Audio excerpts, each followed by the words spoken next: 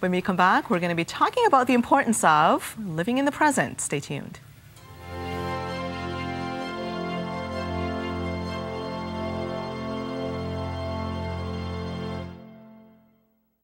Hello again, and welcome back to part 2 of On the Line. I'm Christine Williams. The topic that we're going into now is why it's important to live in the present. Joining me is author and businessman John Kuypers. He has written the book called What's Important Now? Shedding the Past so you can live in the present. Wow, John, what an important concept. As society rolls along in a hurry, we see the importance of this more and more. Yes, it's true. Now, you've been here with me before to talk about your book, and I'm going to ask you once again to tell us your story of why you decided to leave in the first place. You're back in business now, in the business world, but you went through a phase where you were in the business world. You were very successful. There are tons of people out there who would have done anything to change position with you, but you ended up giving it all up, and there was a reason for that. Your body was telling you, time out. Throw in the towel from that point of view. Yes, time out. Yeah, well, I think that's how it begins. Because in order to live in the present, you need to be integrated into who you are, authentic with who you are. I'm going to stop you as you go along, because I know that sometimes you bring up concepts that are very important to get into so the viewer understands what you're saying. Sure. Who you are. Can a person not be so busy that they don't even know anymore who they are? Oh, I think that's entirely possible. In my case, I was in the corporate world.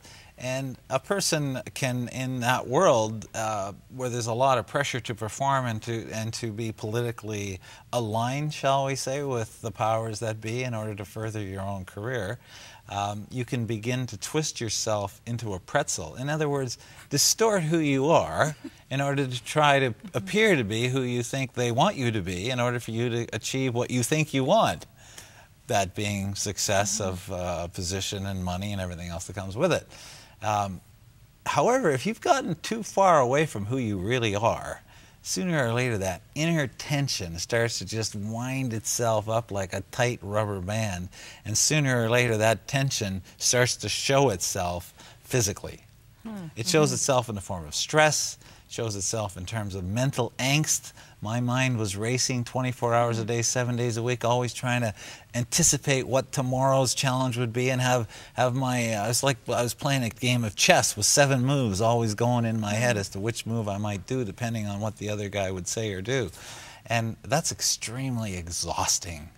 And so for me, there was a moment of truth where I came back from a very nice trip where I had been in France with a lot of business customers. I took a week's holidays afterwards. I thought I was all relaxed. I came home, and the next day, having had time to rest, I got up from the couch and I collapsed on the living room floor. And I was only 34 years old at the time. So that scared the crap out of me, to be blunt, because... Well, particularly after a holiday as well. Well, exactly. It just didn't add up. And so I couldn't explain it other than to recognize that I had been pushing myself beyond my limits and that I was therefore so exhausted. And it wasn't that, I mean, I was in shape and I was working out and I was doing all the things you have to do, but nonetheless, I couldn't be bigger than the life that was coming my way. I needed to adapt to life as it really was and not trying to force the life that I wanted it to be, if that makes any sense. I was trying to make life give me what I wanted, to have the kind of corporate and personal life that fit what I thought I wanted. So part of living in the present is to be more accepting of the life you're getting and adapting and accepting that and making the most of that rather than trying to alter it to force it to be what you think you want it to be or what you think it needs to be in order for you to feel happy. Now, the situation got drastic for you, and you made that conscious decision to change your whole direction and route in life. But even looking at some of the principles you talk about in your book, the concept that you talk about living in the present, could it not be implemented in a life that a person is currently going through and may find a bit stressful? Well, absolutely. There's no question about that. You don't need, that's one of the reasons I wrote the book, because I said you don't need to you know, to go through all the pain, let's put it that way. There was a certain amount of pain for me to make all the adjustments that I went through over a period of some years in order to really learn and understand what it is to be, to live in the present, to be one with myself, mind, body, heart, and soul. And so that was the purpose for writing the book, is for it to be a guide for others who might recognize that they are experiencing similar symptoms that I was experiencing, whether it be physical, as in health. A lot of health issues occur as a result of stress stored in the body. What is the source of that stress? It's a conflict between what you think you should be doing and what's actually happening. And so that's where it moves from being physical to mental. In other words, you have certain beliefs that you have to have a certain house and a certain cleanliness of that house and a certain kind of husband or wife and a certain kind of child and a certain kind of lifestyle, and all of these beliefs that we impose on our life, but life itself may not be unfolding that way. So there's a stress caused by that tension. Does a person need to stop on a regular basis and reconnect with themselves and establish perhaps what their belief systems are and how it's working for them? Well, you're moving in. The first chapter in my book is to listen to your body, but the second chapter is exactly that, to change your beliefs, to be aware that you are filtering your everyday experience. Every moment of experience you're having is being filtered through your belief system. And so that belief system is exactly what causes you to either feel good or not good about the experience you're having. You can have the same experience but feel, you know, good or bad about it. So as an example, I think of a simple little example. There's a bee flying around. And for some people that would be a very calm experience because they have a perception that a bee is, if they're still, the bee will just go away. But others have a belief that says, oh, the bee is dangerous, will sting me, I must run. And so you can see their belief system in action by the choices they make. And so same circumstance, two different reactions, two different experiences by the person. One very present because they're aware what's important now. What's important now with the bee is to be still. There might be another occasion where it is important to run, you know, but nonetheless, that's the whole point, is that as you become more present, you become more connected to that inner sense of intuition, feeling, a gut feeling, some would say it is, some would say it's spiritual voice that says, that gives you that sense of what's right for me in this moment, and then to do that. That's being true to yourself. Now we're going to go for a break, but you talk about the concept of being true to yourself, being your authentic self. Yes. And unfortunately, sometimes it comes with a price, which perhaps is what sometimes stalls people from investigating that part of themselves and developing. We're going to go for a break and discuss it after this. Stay tuned. Hello again and welcome back to our discussion. We're talking about the importance of living in the present. With me in the studio is John Kuypers. He is a businessman and an author.